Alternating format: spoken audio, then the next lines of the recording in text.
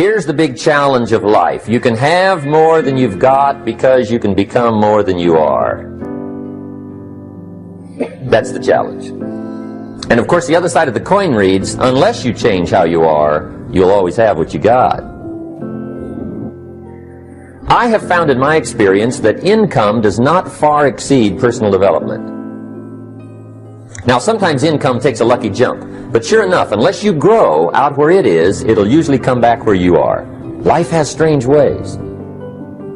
If somebody hands you $1 million, best you become a millionaire quickly, so you get to keep the money. Otherwise, sure enough, it'll disappear.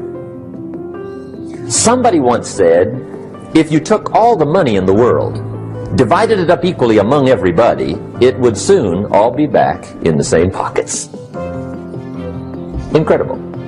Success is something you attract, not something you pursue. Success is looking for a good place to stay. So instead of going after it, you work on yourself. Personal development. See, the major question to ask on the job is not what are you getting? The major question to ask on the job is, what are you becoming? See, the big question is not what am I getting paid here? The big question is, what am I becoming here? Because true happiness is not contained in what you get. Happiness is contained in what you become. So that's our major subject for tonight, personal development. Of all the assignments Mr. Shoaff gave me at age 25, this was probably the most difficult. In fact, I'm still working on this one. I think it's an unending challenge to see what you can become. The next subject is called Basic Laws. And it's good to study the basics. And I call these basics primarily because they come from the Bible. Now, I'm not a theologian or a minister, and that'll be apparent. But Mr. Shoaff taught me that the Bible was a good textbook for ideas and stories and success equations, how to live the better life. I found out that was true. He also taught me that the Bible is as practical as it is spiritual, and I found out that's true. If you look at your bank account and your income and you're not happy, there are several places in the Bible to check to see what the heck's wrong, so you can make the changes. And we're going to cover some of those tonight, called Basics. Okay. The next subject is my favorite, setting goals. Mr. Shoaff taught me how to set goals. What a favor that was.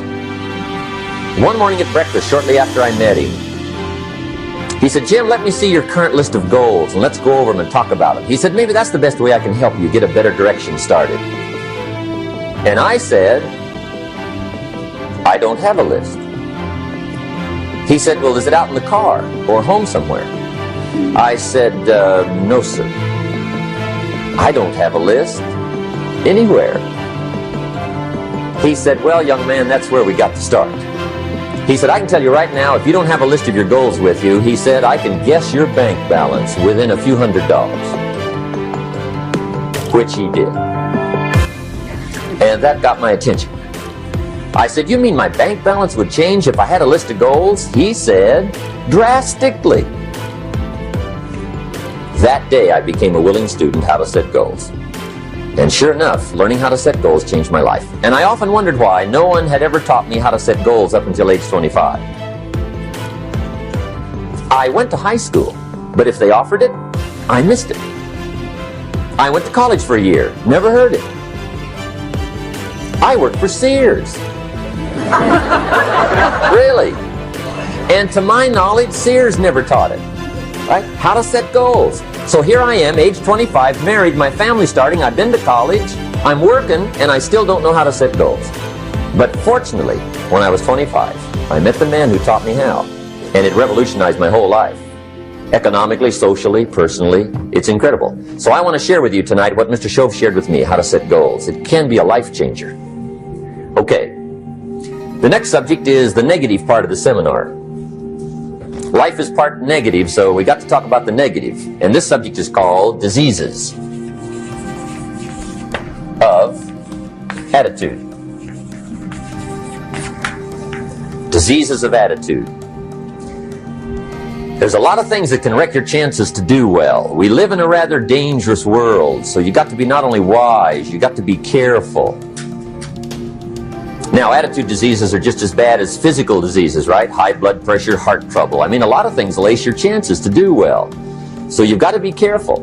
And attitude diseases are deadly. I mean, they'll destroy all the good things you start.